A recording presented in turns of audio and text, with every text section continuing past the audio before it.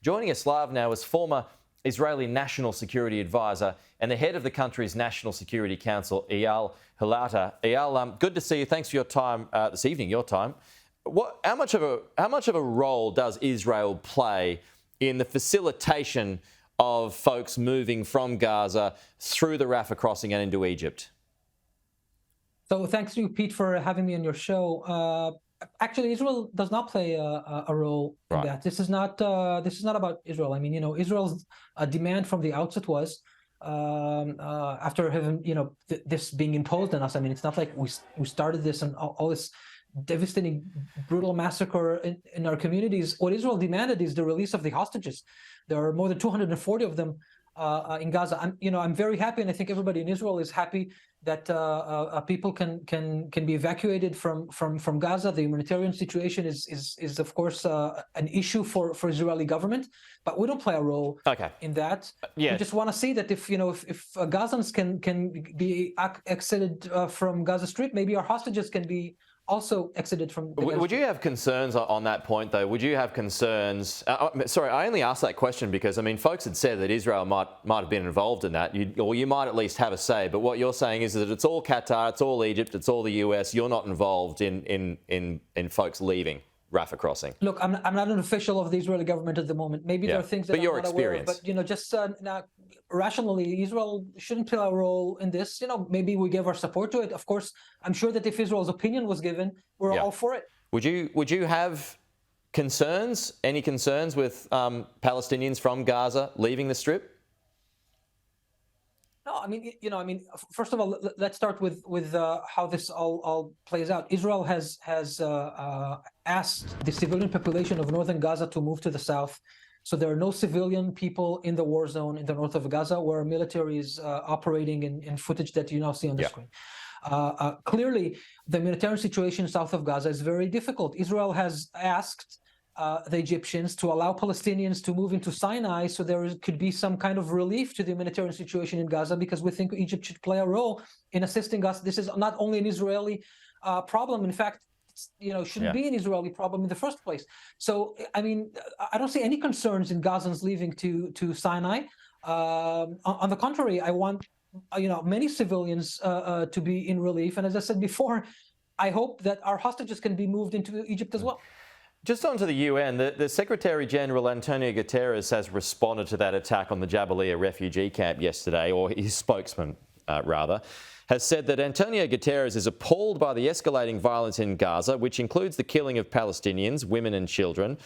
Now, this is in relation to that attack on the refugee camp that was again hit today, reportedly. No mention of Hamas in his statement, but what are your thoughts on that particular comment from the UN? Look, unfortunately, I have to say that the UN is not playing the role that not only Israel, I think the entire international community should expect them.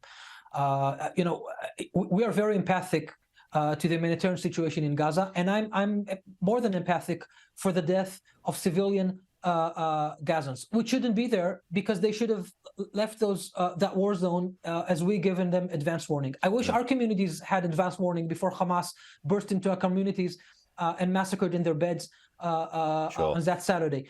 But the UN is not playing the role that they should play. I mean, there have never been balanced, right? I mean, there have been anti-Israeli from the outset throughout the decades of this conflict. Not that Israel is doing everything right. We're not, of course.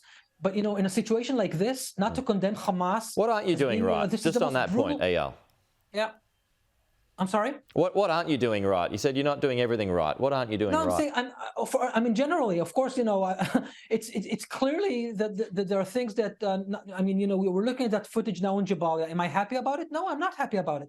Was it justified to kill the dozens of Hamas terrorists that were there while we did it? Probably. I would expect that our IDF either wasn't aware of the amount of casualties there. You took responsibility for it, right? I mean, our IDF spokesman came out and said, right? Yeah. So just on that point, from a security point of view, in your field of expertise, when the IDF, maybe you can't answer this question, but when the IDF identifies a Hamas target, presumably you can see Hamas targets, people moving there.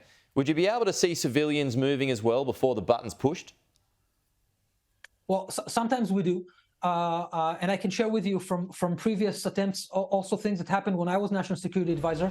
There are many instances where we're ready to hit, and we see on the videos of the airplane that there are civilians there, and we abort because Israel does not target civilians. Right. By intention. This is not something that we do. So run through the circumstances of that event. But sure, no, that's interesting. So how many is acceptable? If you see a Hamas target in the video that's emerging, is there a number of civilians there where you think, okay, this is still fine to push, or wait, no, there's too many, we can't? So it's very difficult to answer such a question, of course, and it varies in the circumstances of the context we're in. We're now at war. A war at war. The amount of course of aggression that is on the battlefield is much more than in other circumstances. Civilians shouldn't be in war zone. They just shouldn't be there. This is why we asked them to evacuate the place and created a safe place in southern Gaza where all of the humanitarian aid is brought there so they can be there safely without us attacking there. The IDF has said, and we're not doing it, we're not attacking south of Gaza exactly for that purposes. But Hamas is using its own population as human shields all the time. They keep them in their homes. They don't let them out. I just saw, before I got into this show, footage of hundreds of kids and women, Gazans, walking towards our forces just to create this immense sense of human shield. This shouldn't happen. Hamas shouldn't do such things. This is war crimes. They're putting their own people in danger.